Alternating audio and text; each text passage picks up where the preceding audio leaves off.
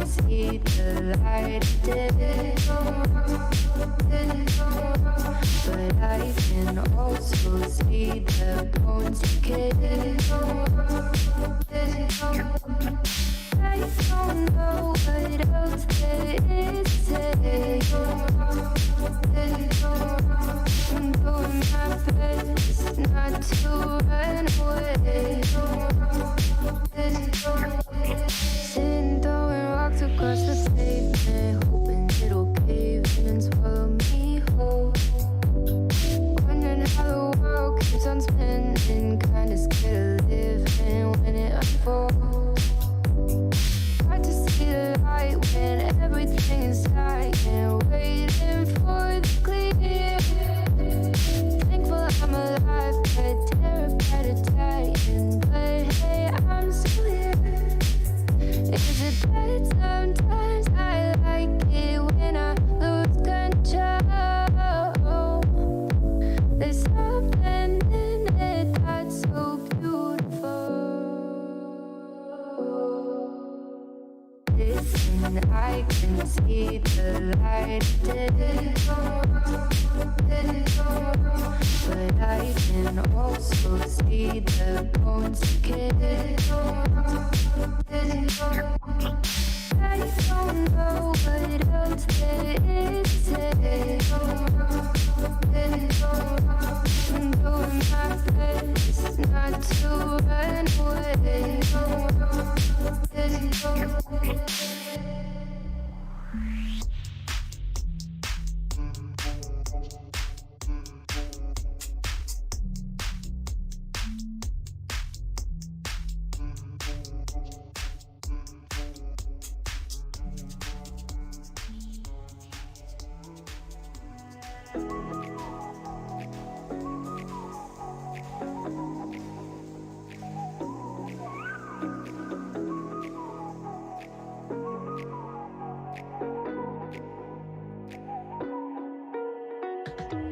You're the night sky trying to make me see your stars, but the dark gets so lonely. Now I see violet, I can feel silence, and the dark's all that I see when your stars have burnt out, and your heart makes me.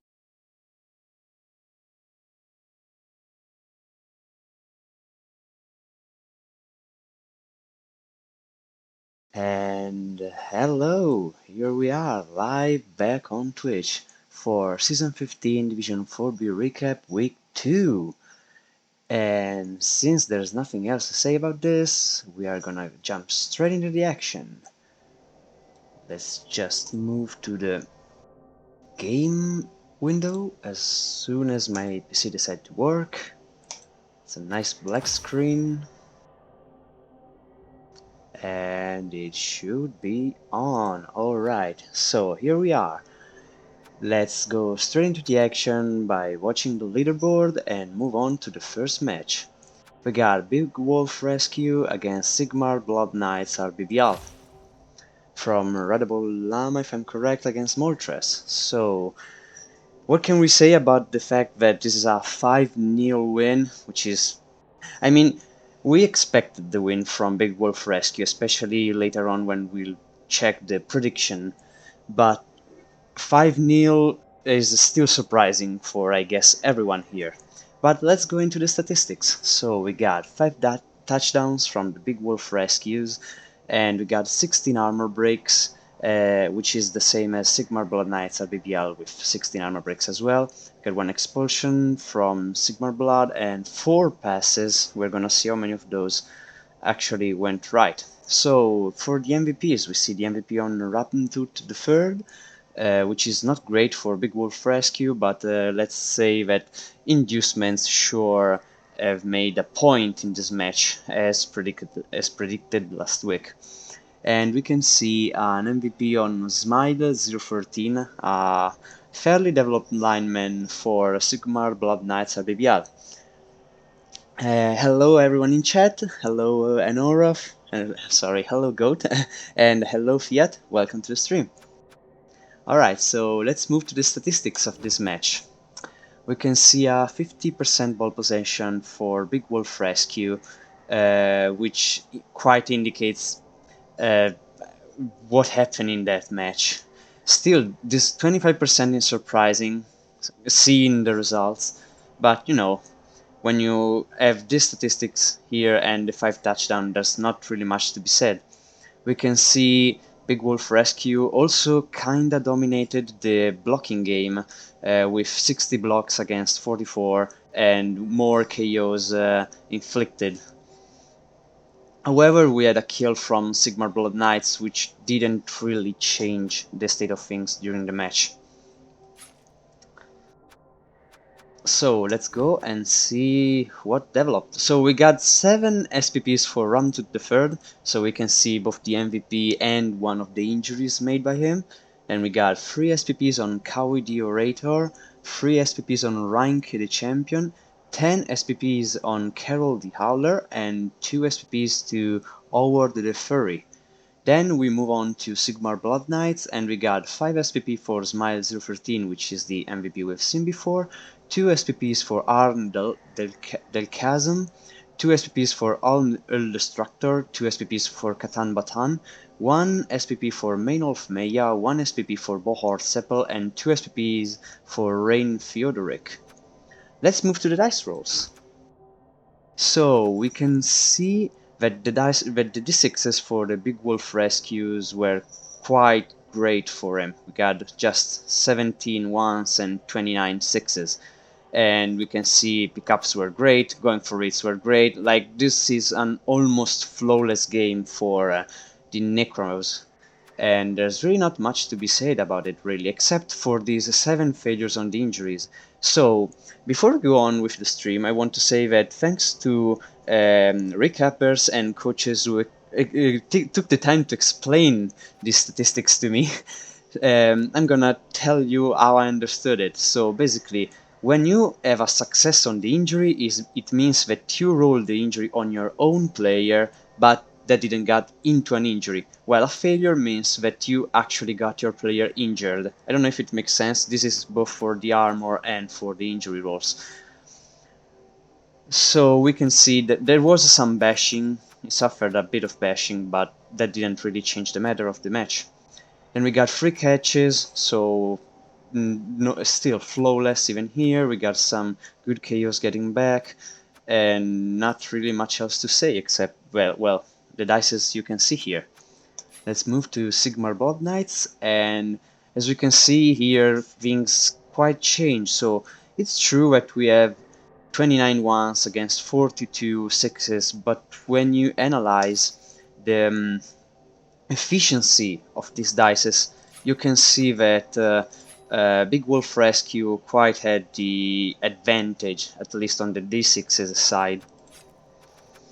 So let's move to the dices. We can see 17 failures on the armor, which means he has seen a lot of stuns, at least for his players. We can see just 2 injuries, well, but still, this means most of the players were stunned for a long time during the match. Then we got 3 failures on KOs, and then we got a lot of catches, so we can see a lot of passes probably for the SPPs here. And then we can see a fireball, which didn't go great, since one of his players fell for it.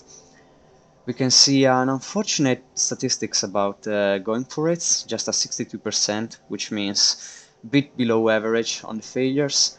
And then we can see quite standard dodges and a bit of unfortunate passing from Yumis, since, you know, they are AG free, so this should be better.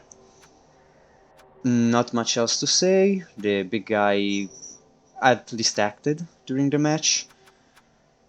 And that's pretty much it for the sixes. Let's move to the blocking dices. Okay, so we can see a fair 20 scars, 26 pows for Big Wolf Rescue, with a fair standard of average dices and some stumbles the human had to deal with, lacking quite the dodge. While we move to Sigmar Blood Knights, and we can see a less fair at least in if we confront with Big Wolf Rescue, are 15 skulls and 15 pows. So while this is kinda balanced, I do believe Big Wolf Rescue had a better chance at hitting the opponent. Alright, so these were the blocking dices for both of the teams. As we said, this was Big Wolf Rescue by REBBL Llama against Sigmar Blood Knights RBBL for Moltres. Now let's move and check their team developments. Let's see, as soon as I can open the windows. Alright, this should be on stream. Okay, great, it worked. So, since last week we can see that 1000 fan joined Big Wolf Rescue after that incredible win. However, he lost a zombie. Nothing too scary or dangerous. Also, no level ups. His name is Morales. Yeah, you're right. And I feel kinda awkward now. But I got it right last week. Okay, so I'm sorry. Too much Pokemon maybe? Well, okay. So it's Morales. Yeah, sorry. Okay, so this is the team for REBBL Llama. As we can see, no level ups. Thank you, God, for the spot on my pronunciation. Now let's move to Morales ESP team. And as we can see, he only got 2 MNGs, no level ups, no change in fan factor. We can see his treasury is now completely depleted. And that's pretty much it for the team. So let's move to our weekly contest of predictions, which I should have already opened somewhere. Okay, there we are, and let's move to let you see it. Alright, so these are the predictions point from last week, and so we're gonna check who won this prediction. So the winners are Eringzor, the Goat, me, Corbor, and Beer Monkey. A round of applause to them, and I'm gonna just now increase their points. If this starts working. I'm having a bit of trouble working on just one monitor. So we got one more point for Eringzor, we got one more point for Goat. Then we got one more point for me. And we got one more point for Corbor and Beer Monkey.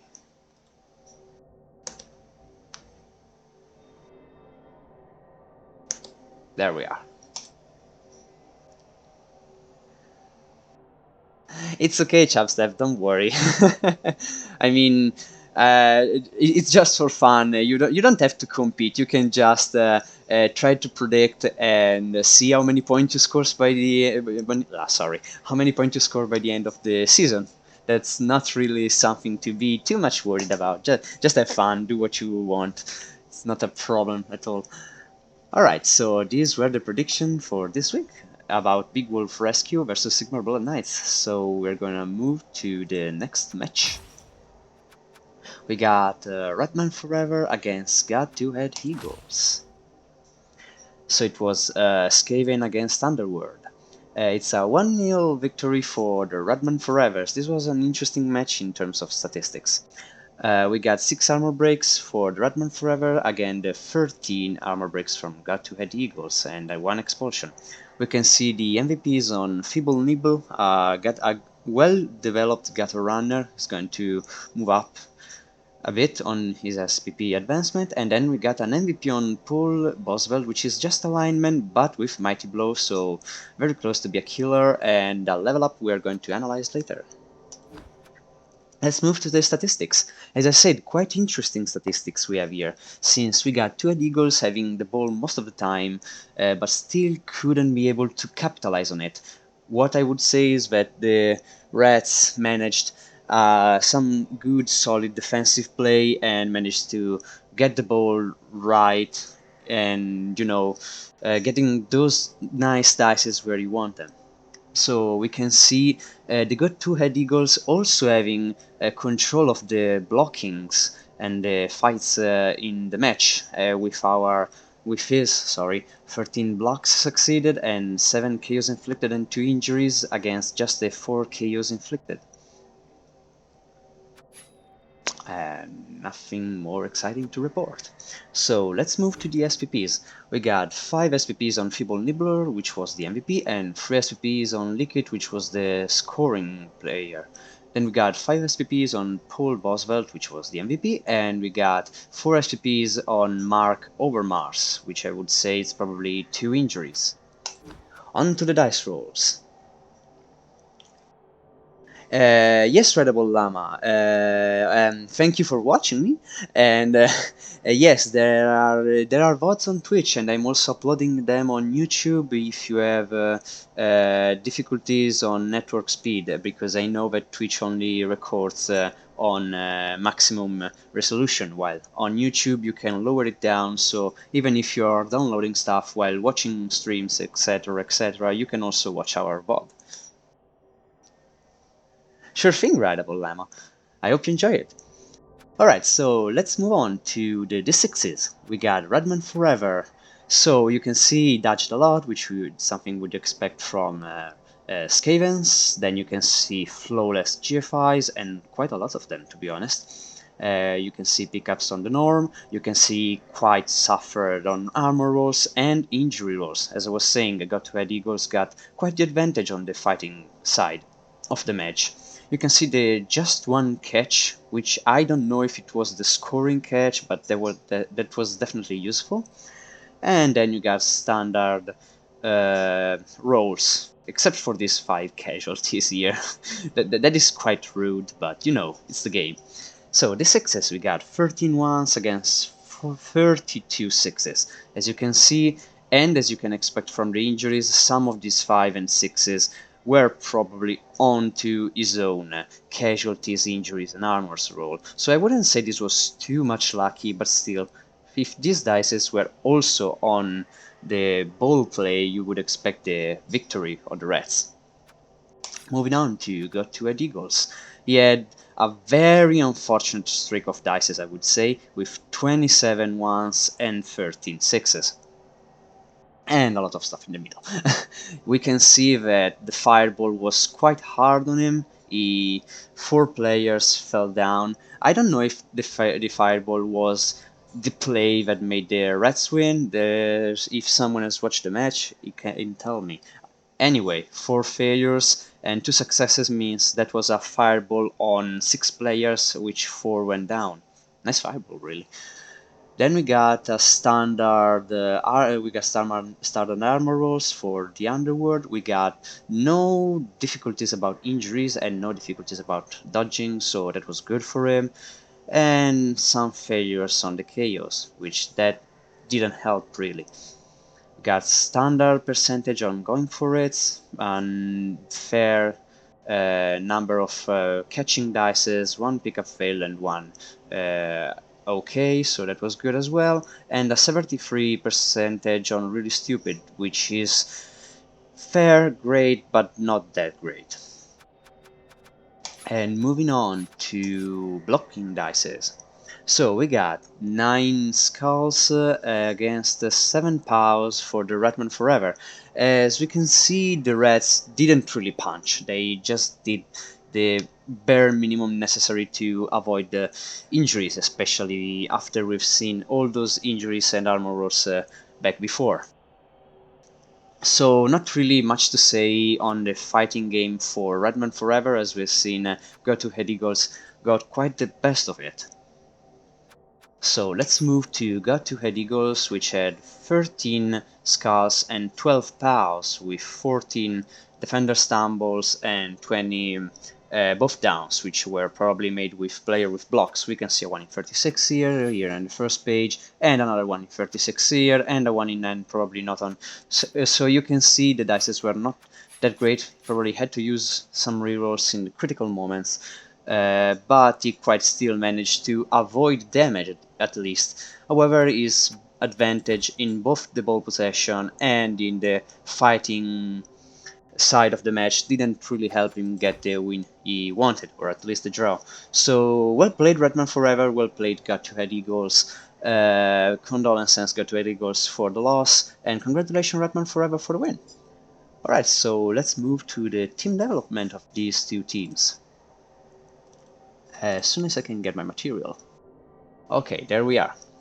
So we got 1000 fan for the Redman Forever, and then we got some MNGs on the rest. So it's that, it's kind of difficult name to pronounce, He and Morphelich, which are MNGs. And we got a level up on Liquid, which I have no clue if we already have the skills. Anyway, you hear about it in the next week recap. And then we move on to Got to Ed Higgles, which got, yeah, as we said before, Paul Boswell, the lineman that got the MVP, with already a double on his skill set, just got blocked. So it's basically a great new blitzer for the team. That's something you really wish to have so early in the development of a lineman. This lineman has just become an absolute beast, and I guess he is going to make use of him very soon. Except for that, we don't see any more great improvements. Still, this is great. Alright, and let's move to our weekly prediction for this match. So, boop. And let's see. The winner of this match predictions are Aringzord, Anoraf, the Goat, and Beer Monkey. Congratulations, I'm gonna just get you your points. It's 4 for Aringzord, then we got a point on Goat, and then we got a point on Beer Monkey, which I can't find. Where is it? Just a second. Oh, there it is. Alright, so 3 points to Beer Monkey. Quite shaping up, really. We can see the lead now. Yeah, exactly, Goat. Alright, so this was the second match of the week. Let's move forward. So we got the very necromantic Necros against the Red Bull Chorfing. As everyone expected from their predictions, we can see Wanchi winning this match. And I must say, I got absolutely wrecked by turn 4. So that's all I'm going to say about it. No, not really. I got a recap to do. So as you can see, 4 armor bricks on my side against these 21 armor bricks from his side for expulsion, because at a certain point it just became a breakfast. 2 touchdowns, I got a death, and there was a pass for the MVPs. Goat, did I got your prediction wrong? Is that a thing? No, I don't see you getting a draw on that match.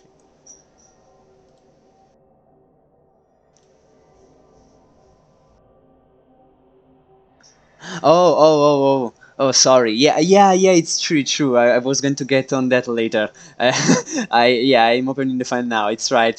You kind of supported me, and I appreciate your hope for my team. But yeah, that was to be expected with just one wolf dealing with 9 armored dwarfs. So let's see the MVPs. We had 12 SPPs for my guard zombie with the MVP, and then we got a great MVP on Smax Gosbane, who had already leveled up during the match. Okay, so it was a 2-0 victory for the away team, the Red Bull Chorfing. Alright, on to the statistics.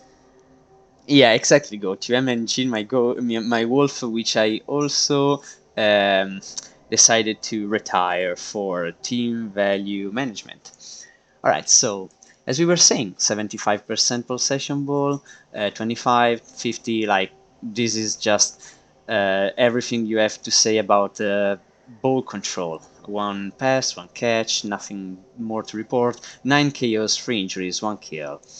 As I said, I didn't really have much room for maneuvers during the match. As by turn 4, I had half of my team out. All right, so yeah, there's nothing more to say about statistics. Let's move to the SPPs. So as we said, we got we got 5 SPPs on GMAN, which is my guard zombie, who got the MVP. Then we got 2 SPPs on Wolfguard Harbinger, which I managed to get injury, if I'm correct, onto not a dwarf anyway. Then we got the SPPs on the Red Bull Churfing side. So we got 6 SPPs for Smax Ghostbane, we got 2 SPPs for Bartan Burnsoul, we got 5 SPPs on Tycom Stonebone, we got 3 SPPs on Bartak Lazy Blitz, and we got 2 SPPs on Utkal Red Bull. On to the dice rolls. Alright, so as you can see, I managed to avoid 23 armor rolls, but 22 get in, so I had a lot of stuns together with the 14 injuries rolls, and most of my chaos didn't get up at a useful time. Dodges were a 50-50, so I also made some very risky dodges trying to make my team survive, so that's quite understandable. I failed most of them. Got a fair standard of going for it. Then I got my wolf at least jumping up as expected, and casualties, not the correct regions. And then we got a failed catch for me, some failed picked up, and absolutely no passes. We got a standard 27-34 dices here, so nothing too exciting about this success. Moving on to Red Bull Chorfing.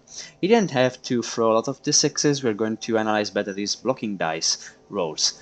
As you can see, he didn't really have too much luck or something worth mentioning about ball handling, since he didn't have to try too many times. He's got a quite fair number of successes on armor rolls. My wolf quite couldn't claw it. And then, standard rolls for GFIs and casualties and dodges, since he only tried it once. Moving on to the blocking dices. I got 14 skulls, 11 pows, with some 1 in 9s here and there, nothing too scary. However, I wasn't able to manage my defense, at least protecting my players. And moving to Red Bull Churfing, we got 20 skulls and 12 pows, with some reroll as well. He had some 1 in 36s and some 1 in 9s, but in the end, those dices were quite enough to just claw through my team and causing havoc on the pitch. So that was the Very Necromantic Necros against the Red Bull Chorfing, me, Mattia V96, against Wanchi. And let's move to the team development. Alright, Very Necromantic Necros, there they are. So, Father the Omega Chrono, the Strength Plus Guard Flesh Golem, was killed in action, so rip. And then I decided to retire the Pebbles, who got a niggling injury during that games, and I also retired Olofurner to Tails because he has lost a point in armor value in the match before that. Yeah, I agree, I've paid the Golem tax. I agree, Chapstel.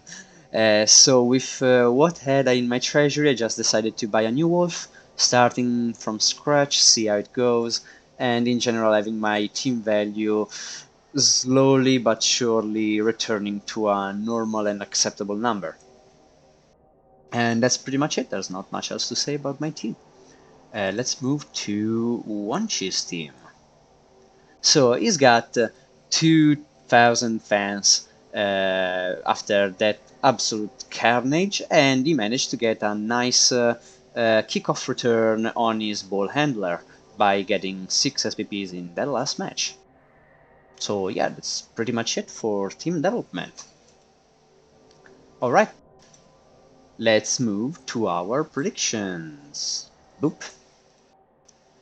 So, as we said, the Red Bull Chorfing won, and the winners of these predictions are Eringzord, me, Corbor, Wanchi, and Beer Monkey. Let's go and set up your points. I need to find a way to set those points better someday in the future. So Herringzor taking the lead on 5, then we got me trading back at 4, then we got Korbor getting another nice point, Wanchi getting his first point, nice for him, and we got Welcome to the Ladder, and we got Beer Monkey stacking up another point. Also, thank you, Goat, for trying and raising my hope for a draw. Alright. Moving on to the next match. We got the Rebel Vaporwelves against the Heroes of Time Forgotten, which is Fiat against Goat. So I watched the statistics, and I have to say I'm very proud of the Rebel Vaporwelves fighting game. Like they quite surprised me. I must agree, Go, that that was a close game, and their win came. I'm not saying to a shock to me, but let's say that seeing the statistics, I would have expected a draw too, a tie too. Yeah, exactly, Fiat. So you know that's time for pay rises for your team. So I'm gonna watch the chat here and read some of the opinions of this match. So Goat is saying that he got a 4+ dodge followed by a 3+ and 2+ and a powerful win, preventing the scoring of the second touchdown for Goat. Oh, that quite makes sense for it not being a tie. Like, you know, usually you just expect a tripwire or some easier stuff. Okay, so let's analyze the statistics from here. We got, as I said, a 2-1 victory to the Rebel Vaporwelves for 2 touchdowns, 2 passes, 7 armor breaks, and 1 expulsion against 1 touchdown, 2 passes, and 27 armor breaks with 3 expulsions. We got an MVP on Kitsune Moonlight, which is a level up, and then we got a MVP on T2 Sades, a rookie zombie who just got a level up because of that. Yeah, exactly. I know something about miracles, especially. Let's just say that miracles tend to happen more often the more desperate you are every single match play. I have some very funny stories about dwarf teams, but that's for another day. So let's move to the statistics. As I was saying, statistics were quite interesting watching it without watching the match, because we can see a 50% ball possession on Heroes of Time Forgotten, and you can see the blocking game was pretty much the forte of Heroes of Time Forgotten, with 41 blocks, 8 KOs and 4 injuries against just the 2 KOs inflicted. And the 25% ball possession was just enough to score the 2 touchdowns for Rebel Vaporwelves. Yeah, all plays are 50-50. Well, let's say that I agree to a certain degree. Alright, moving on to the... let me see if there was something self-inflicted. So there was a... There was a self-inflicted KO, maybe? Yeah, there was a self-inflicted KO. Alright, so moving on to the SPPs, we got 8 SPPs for Kitsune Moonlight, we got 3 SPPs for LMC Liquidus, we got 1 SPP for Laquatus Champion, and we got 1 SPP for Vantage Right on Time. Then moving on to Heroes of Time Forgotten, we got 5 SPPs for T2 Sades, the MVP, we got 4 SPPs for Coffin Splitter, we got 1 SPP for Cranium Rubber, 4 SPPs for Oswald the Villain, Villian, we got 2 SPPs for Moon the Great, and we got 2 SPPs for Ek. That was quite interesting. So you had Ek who managed to chainsaw something. Is it that Ek? Alright, moving on to the dice rolls. Yeah, it was that Ek. Thank you for the confirmation, Goat. there was a soul. That's all probably that player remembers. Alright, REBBL Vaporwelves, D6s, so we got 30 ones against 27 sixes, and just to make it fair, we got a fair balanced number of dice here in the middle. Then we can see 9 catches, quite expected for elves, for pro elves especially. 26 dodges, so near the normal percentage. You would expect a bit better, but I guess there were also some risky dodges here and there. Then we got a quite awful 26 failures on armor rolls. There was a lot of stuns at least, and of course we got the 7 injuries we mentioned before, with 4 casualties suffered in that game. Then we got just one failed GFI, which is fair, and we got a lot of chaos getting up and back again.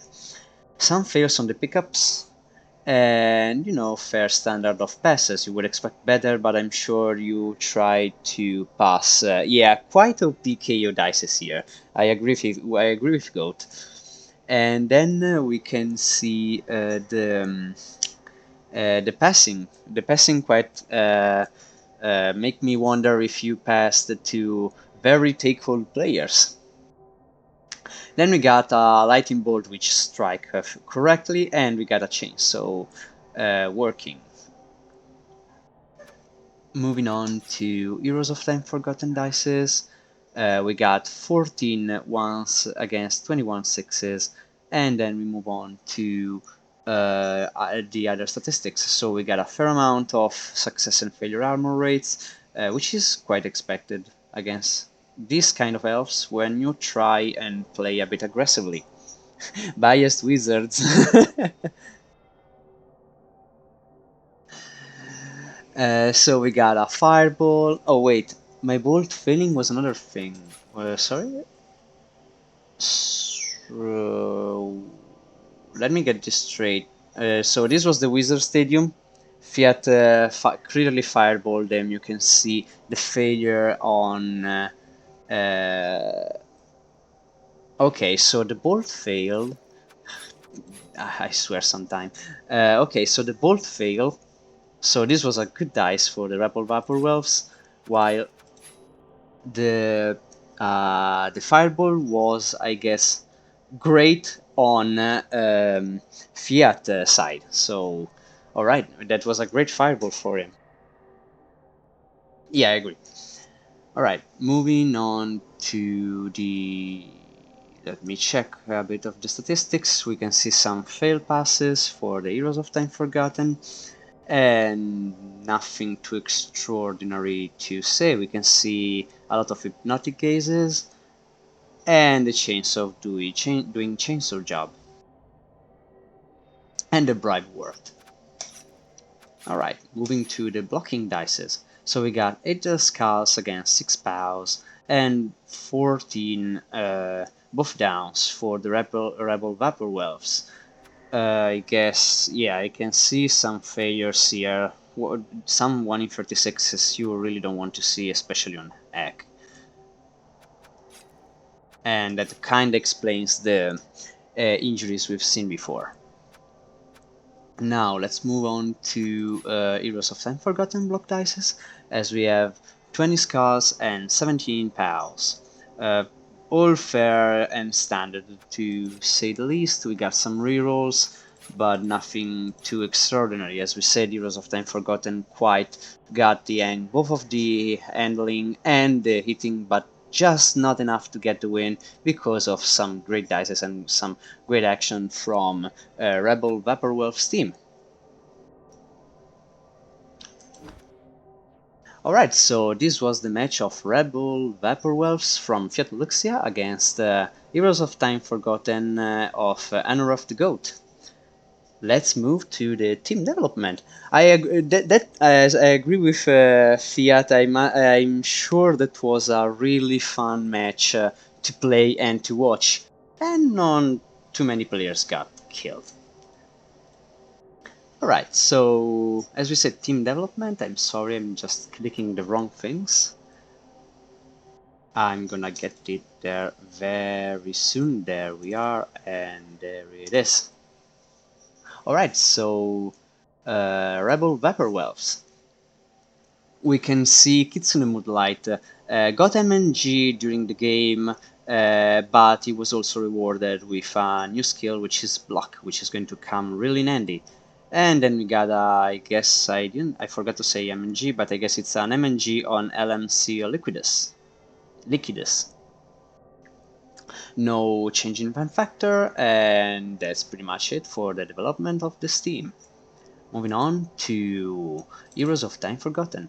So, for Heroes of Time Forgotten, we got a loss of 1000 fans in the fan factor, and then we got some good level ups. We got a sidestep on Coffin Splitter, and we got a new dirty player on T2 Sates, which is going to work with Twilich on trying and hitting as many players on the floor as possible. Fiat, thank you for confirming me that is an MNG. Alright, so let's move to our weekly prediction for this match. Boop. Okay, so the winner is, because it's not R, the winner is Scoreboard, who predicted correctly. So let's move and change his score points. Scoreboard goes to 4. Alright, and that was it for this match. Thank you, Anorov and Fiat, for some additional information about the match. Moving on. So let's move to Roughing the Ref against High Toon Hustlers, which, if I'm correct, it's Goblins against High Elves. So this is also another match with interesting statistics, but also, as we can see, the score is also interesting. It's a 2-4 for High Toon Hustlers. Yeah, I've seen I've seen the violence of the Goblin, but in the end, it was enough to win. So we got 2 touchdowns and 13 armor breaks for Roughing the Ref against 4 touchdowns, 2 passes, 8 armor breaks, and 2 deaths, if I'm correct, is on linemans for High Toon Hustlers. No, wait, who caused the deaths? We're gonna see it later. Alright, as we can see, the High Toon Hustlers got most of the percentages on ball possession. That's something you would expect from Elves. And they managed at least to rebalance the losses they were getting in the match with their 36 against 38 block succeeded and 1 KO against 3 and 3 injuries against 5, but in the end Roughing the Ref got 2 of the, as I said, of the linos of the High Elves. Not pretty much else to say here. So moving on to the SPPs, we got 5 SPPs for Free Teeth, we got 6 SPPs for Ronnie Nose, we got 4 SPPs for Morgan Ford. Not really useful, but that kind of explains the hitting in that match. We got 4 SPPs for Ripper, so we can see he was pretty much pumped up to deal with the violence of that match. And we got 2 SPPs on Tweedledum. Then moving to High Toon Hustlers, we got 5 SPPs on Carl Colt, we got 10 SPPs on Norberto Saluno, we got 1 SPP for John Wayne Beresford, 4 SPPs for Butch Cassidy, 2 SPPs for Sholas Limobi, and 3 SPPs for Matt Ricochet. It's Ricochet or Ricochet? Someone has to tell me. Every week he's getting points. Moving on to Dice Rolls. So, Roughing the Ref got 31 ones and 22 sixes, with a fair average in the middle. So we can see the Goblins dodged a lot and failed a lot of dodges. We can see the Goblins having to deal with some failures on their armors and a difficult situation for pickups. Then we got some fair movement about going for it, and the diving tackle not really managing to do its work. We got 5 failed catches, and we got a lot of Goblin being thrown away successfully. What else there is to be said? The 21 really stupid working means the big guys really did a good job here. And the Always Hungry made sure no gobbo was quite eaten that game. So we're gonna see some eating gobbos in the future. It's a play on Oh, that makes much more sense. Thank you, Fiat, for that. It was a hard match, but Zor definitely deserved the win. I'm gonna trust you on that, Frigger.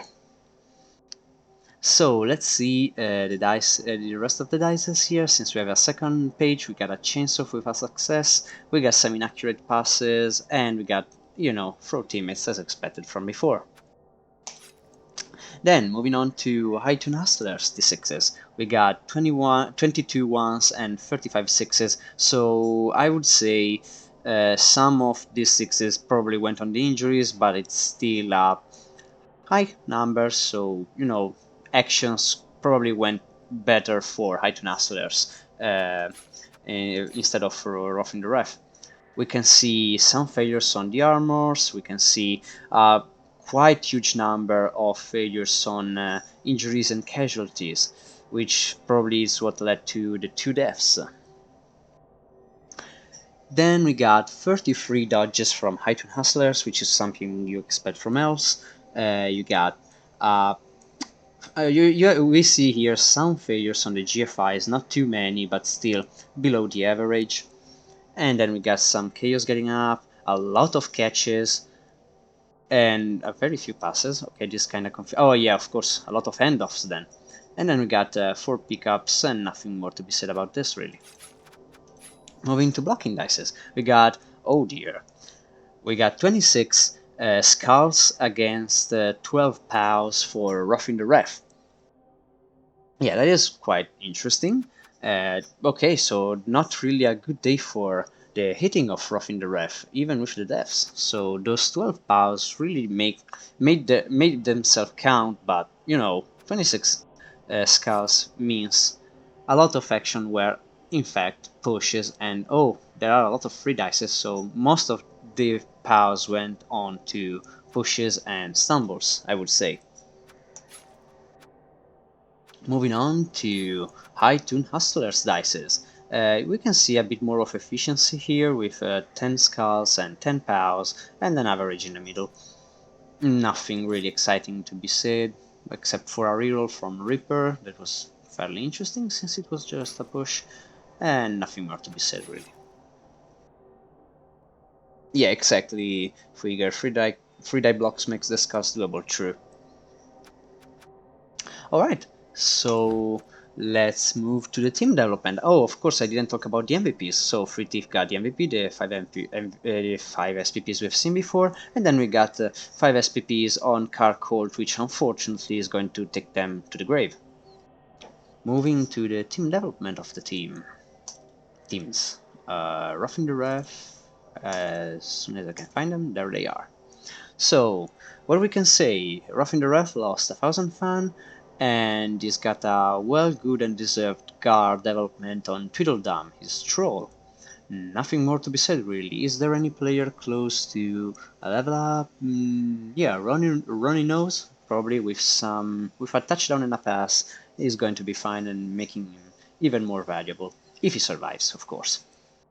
Then, moving on to High Tune Hustlers.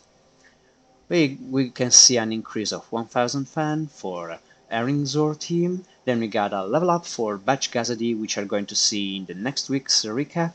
Then we got a movement up on Norberto Saluno, which is great for a catcher. This has become a very fair one-turn touchdown threat.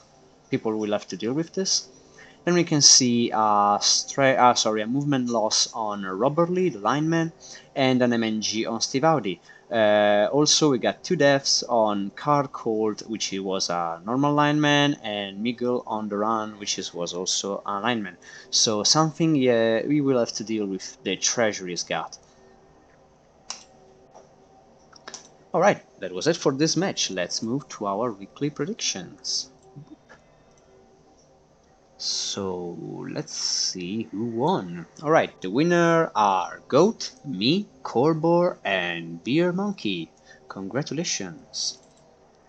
Alright, so I'm gonna check it in a second. Alright, so Anoref got 1 point and is going to the lead. Yeah, exactly, Goat. Then we've got cannot find it. Great. Just a second. There it is. Okay. Then there's me. It's a head-to-head on the lead for the predictions. I love it. Then there is Korbor and Beer Monkey. So Korbor is also on the lead with us, and Beer Monkey also leading at 5 points. There's a lot of people head-to-head for the lead. Yeah, exactly, got a big shared lead then. Alright, this is the prediction point leaderboard until now. Let's move on to the next match. We got Graf Billy's Vendetta against Action All-Stars. Chaos against Norse. We have a 1-1 draw for Graf Billy. We have a 1-1 tie for both teams. So we got Graf Billy's Vendettas with 1 touchdown and 12 armor breaks against Action All Stars with 1 pass and 17 armor breaks. I don't know why. Oh, okay, there it is. Pictures appeared. Just 1 second. I'm having some technical issues which should be solved now. Alright, so we got an MVP on Shrunken Bob, moving up to 13 SPPs, and then we got, unfortunately, an MVP on Roger Mordo, the Ulf Werner who died in that match. Alright, let's move to the statistics. We got a 43% ball possession against a 31, and nothing exceptional to be said except for the 31% occupation of opponent's half. So we can see the Chaos were quite able to defend the ball in their, I would guess, offensive drive. We can see a pass from the Action All-Stars, which was great, and then we can see Chaos being Chaos and dealing way more damage than the Norse. Of course, the Norse kinda had their retribution, but not enough to compensate for the death of the Ulf Werner. Moving on to the SPPs, we got 5 SPPs on Shrunken Bob, and then we have 2 SPPs on Fortigors and 3 SPPs on Marok Reborn. Then, to Action All-Stars, we got 5 SPPs on Roger Murdo, 2 SPPs on Raymond Tangle, 2 SPPs on Brian Kills Jr., 3 SPPs on Robert McCall, and 1 SPP on John Ramborn III. Moving up to the dice rolls. Right, so Graf Billy's Vendetta at 27 ones and 14 sixes, so not great dices overall. We can see 11 failures on his armor rolls, so you can see the Norse were not scared about fighting their neighbors. And then we can see a lot of dodges for a Chaos team. We can see 7 dodges, which almost all went through. We can see this is compensated by a lot of failed GFIs, 3 GFIs failed out of 4, and then we can see his players quite resisting the injuries, getting just 2 injuries on the course of the match. We can see the passing game was not on point for the Chaos team, and the Chaos just decided to stay asleep. Moving on to Action All-Stars dices, we have 27 ones and 22 sixes, with a fair amount of failure on the armors, which unfortunately for him led to some pretty bad injuries and casualty rolls. We can see the Norse being able to handle the ball fairly. They managed to always pick up, which is good for an AG3 team. Not having to deal with failing on pickup is good for Yumis in general.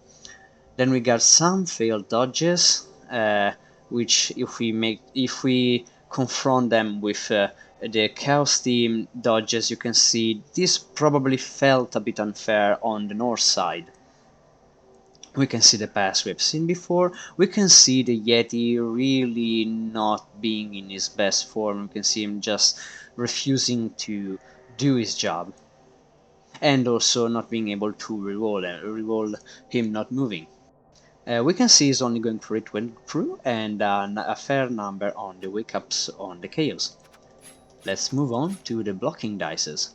So, Graf Billy's Vendetta got 14 skulls and 22 pows, with an average number of dices in the middle. We can see a bit of disparities between both downs and defender stumbles, so we can fairly say that the Norse had to deal with the fact that their block wasn't really that useful in that match. Then, moving on to Action All-Stars dices, we can see 11 skulls against 16 pows, so the Norse could quite manage the lack of buff downs from the Chaos side. And nothing more to be said really about this, since we got 14 buff downs and 11 defender stumbles, which are both good results for the Norse, unless you consider the fact that this Chaos team is a defensive builded Chaos team and has a lot of block on its players. Alright, so as we said, this was a tie, 1-1 between these two coaches. Let's move on to the team development. Alright, match. There we are, Graph Builders Vendettas. Oh, also, there's to be said that this match was played on Monday, if I'm correct. Then some technical difficulties happened. I don't remember if the game crashed. There was something for which the match had to be managed by the admin, and the match was replayed on Wednesday. So, moving to Graph Billy's Vendetta team development. So, Graph Billy's Vendetta lost 1000 fan, and we can see an MNG on Grigory Kilgore. Shrunken Bob, the actual MVP of this match, last week had a pending level up which went to a double. We gave him dodge, and let's see if he can manage to get the 3 SPPs remaining for his level up. Also, we can see Beer Monkey decided to retire Temujin Scarcrossed because of his niggling injury. Alright, moving up to Action All-Stars development, we can see an increase of 1000 fan, and we can see a new Ulf Werner, Roger Murdoch Jr., so I guess it's the son of Roger Murdoch who died in the last match, the Mighty Blow block Ulf Werner. May luck and Nuffle's goodwill be bestowed upon him. Alright, let's move up to the predictions. So, boop. Let's see, there we are. The winners are Zord and Beer Monkey, which are going to, if I'm correct, grabbing up the lead. So, Zord got a point, and Beer Monkey got a point. Alright, so yeah, the table is shaping up pretty nicely here. And we're gonna move up onto the next matches. Wait, whoops, I forgot to remove this. Alright. Last match of the week, Manor Muppets against Dark Mode FTW. I hope I don't mess up again. I really want to keep this stream family friendly and try to pronounce the acronym without, you know, well, I guess you can understand by yourself. Alright, so we got a tie between Manor Muppets against the Dark Mode FTW. Oh, yeah, Goat. I absolutely agree. It's for the win. Yeah, I'm going to stick with for the win. I like it. It's family friendly and it doesn't cause me to get banned from Twitch. Alright, so it's 1 touchdown, 2 passes, 11 armor breaks, and 1 expulsion for Manor Muppets against the 1 touchdown, 1 pass, 2 deaths, 10 armor breaks, and 1 expulsion for Dark Mode FTW. We got the we had a very nice MVP on the Swedish Chef, moving up to a level up, and then we got a fairly good MVP on Slack. Let's move on to the statistics. We can see Manor Muppets keeping the ball and managing to give a hard time on the ball play. That is what it means. So like, yeah, oh, okay, thanks for confirming me. It's for the win. You know, I didn't know that, so I'm going to stick with that, definitely. Thanks, Chubstep, for the clarification on that. Alright, as we were saying, Manor Muppets got really dealt a very hard time to the elves about the ball handling. You can see it from the 50 to 25% ball possession, something you really don't expect in Yumi's against elves matches, especially when you talk about dark elves. We can see 2 passes and 2 catches from the Yumis against the 1 pass and 1 catch from the elves.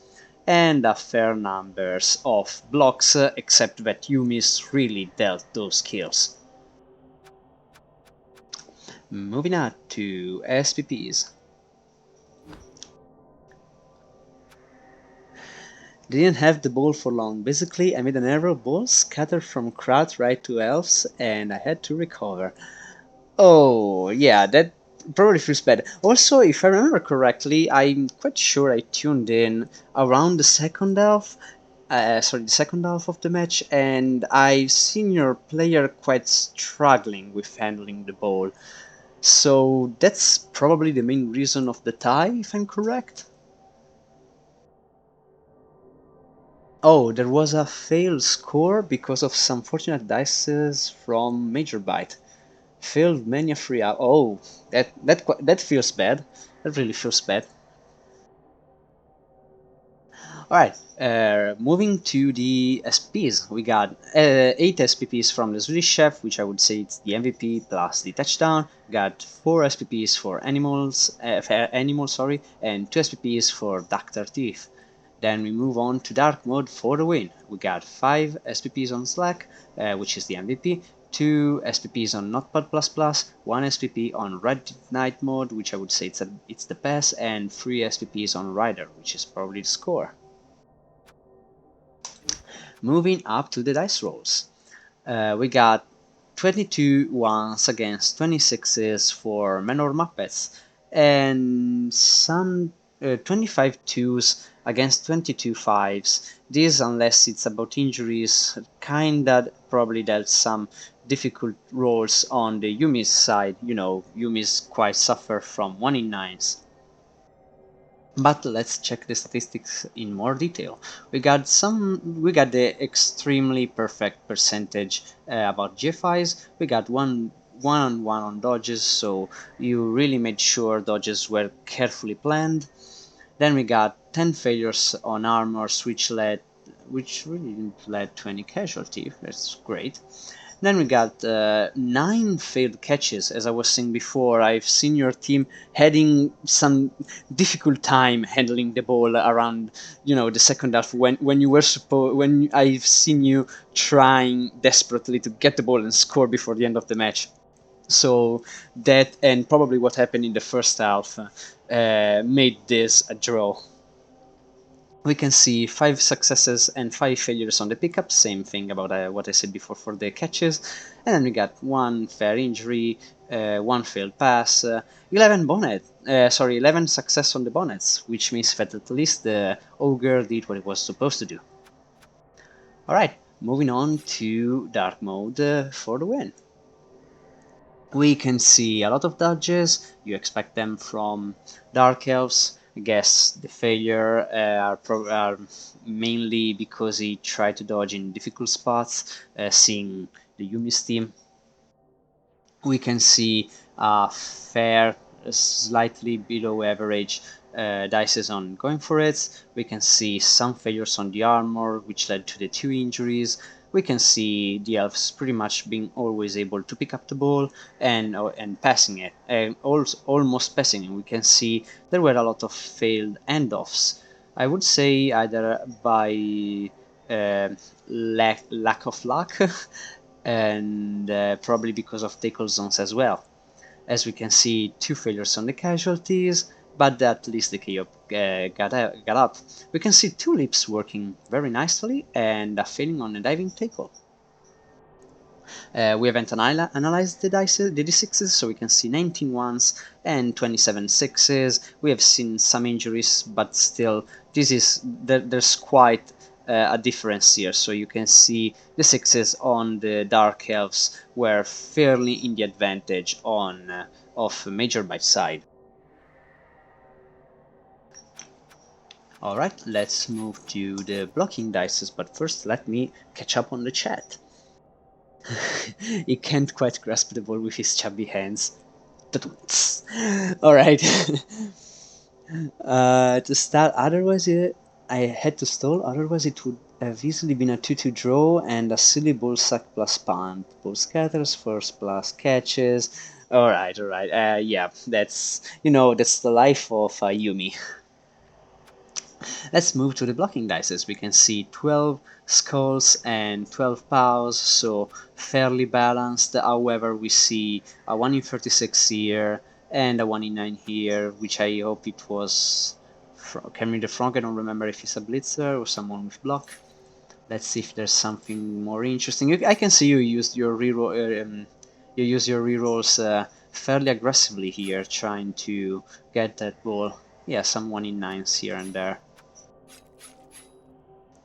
As we can see, there were 13 defender stumbles, but elves have dodge, and tackle is not something everyone has. Moving on to dark mode for the win. Blocking dices, we can see 18 skulls and 16 pows with some buff downs and defender stumbles. So I would say that the Yumis in the end got the upper end in the fighting game. Alright. Yeah, of course you use the rerolls when you know you are not going to have a chance of using them later on. So that makes sense, Chubstep. Alright, so sorry, I've lost the screen. There it is. As we said, a tie for Manor Muppets and Dark Mode for the win. And let's move to the team development for week 2. This is the last team of the week. Moving on to post-match Manor Muppets. So we can see an increase of 1,000 fan in fun factor, and we see a very useful Sure-Hands on the Swedish Chef, which makes this catcher what do we want to say, all-round aggressive catcher. That'd be a fitting description for it. If you manage to also get him strip ball, I don't know if you're interested in giving strip ball in the future. All right, yeah, that makes sense. I agree with feigning too many pickups with Yumis can be quite the pain. So it makes definitely sense to give him assurance. I do agree with your choice. Let me know if you have already thought about the future development of this player. In the meanwhile, let's move on to dark mode for the win. He also got 1,000 fan more, and he bought a new blitzer called Firefox Developer Tools, which basically is the sub for the dead Firefox Developer Tools. So he kinda just upgraded. He upgraded from dead to living. Oh, okay, Chapstep, tackle eventually, makes sense. Alright, so as we said, he bought a new he bought a new blitzer, and we can see here the death of Firefox Developer Tools, which was a dodge and tackle blitzer, and NetBeans, which was just a normal lineman. And that's pretty much for the development of these two teams. And let's move on to our last predictions of the week. So let's see, the winner here is just me. Alright, so I'm gonna score a point to myself and going to the lead with Beer, Monkey and Zord. Right behind us there are Goat and Corbor, and then we got everyone else. I've already seen that for a week 3 prediction a lot of people more voted, and remember that there are still rivalry matches waiting for scoring a lot of points, so we're also going to see about them when those matches came through. Alright, so I would say this is it for this week recap. It was a great joy streaming this week 2 recap, and I hope to see you next week for more Blood Bowl action in Division 4B GMAN. So as I said last week, thanks for watching, and I hope to see you next time. Bye bye, and see you on the pitch.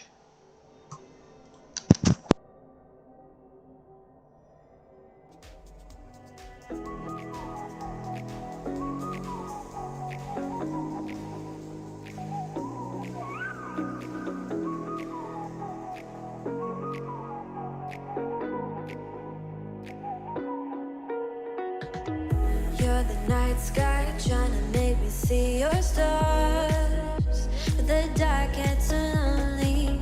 Now I see violet, I can feel silence. And the dark's all that I see. When your stars have burnt out and your heart makes no sound, I'll find violet in your eyes. You'll always be my night sky.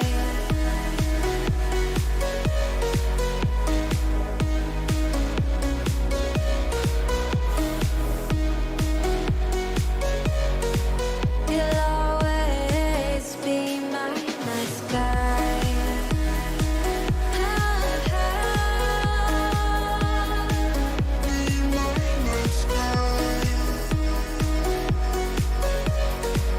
You'll always be my night sky. You're the night sky, hiding behind dark gray clouds. I can't figure you out now. I see all blue. There is so much cold in you, and the silence is so loud when you go. I just stay dancing with my shadow all day. Watch the tide. I can't find the point where our two paths align. But you're the night sky. I'm trying to see your stars, but I've always feared the dark. Now I see violet. I can feel your silence. You always feel so far when your stars have burnt out and your heart makes no sound. I'll find violet in your eyes. You'll always be my night sky.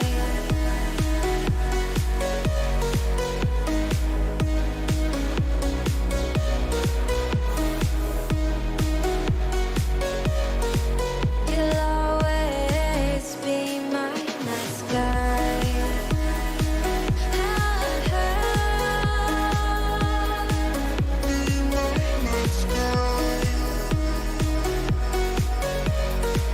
You'll always be my night sky.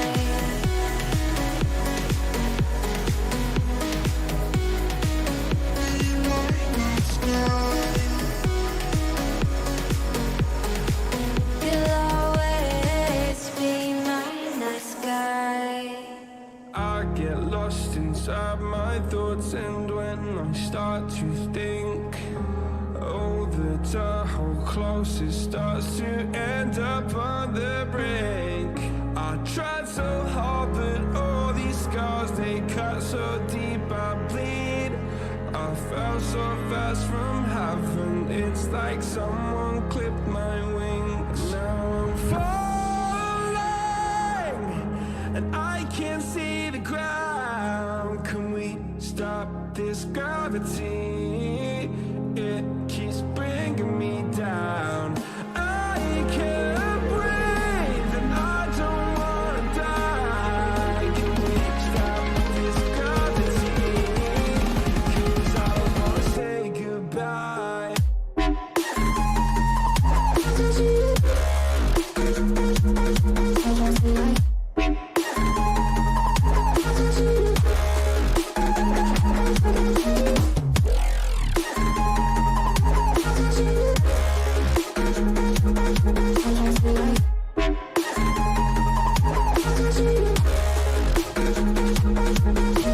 I forgive the pain you gave to me so long ago.